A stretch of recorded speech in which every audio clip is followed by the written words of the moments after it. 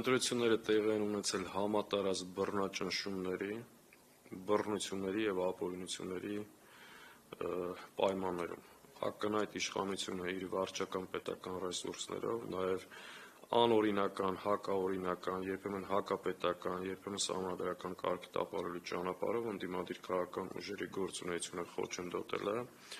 և կիրառել բազմաթիվ սահմանափակումներ։ Ապօրինությունների շարքին վերջ չկա, իմիջիալից այդ մասին ևս մենք համապատասխան փաթեթներ պատրաստում ենք։ Մեր համար իհարկե ինչ-որ տեղ պետք է հասկանանք ընտրողների այդ ծավալը և կրկնակի քվեարկությունների հնարավորությունը դա ինչպես է տեղի ունեցել։ Ակնհայտ է այդ գաղտնի ցուցակներով, որը չի հրապարակվում, այստեղ մենք լուրջ և ծանրակշիռ մտահոգություններ ունենք, սա ոնց է տեղի ունեցել։ Բայց այս պահին, քանի որ փաթեթ է պատրաստում Սահմանադրական դատարանի համար, ձեռնպահ կմնամ ավելի մանրամասների մեջ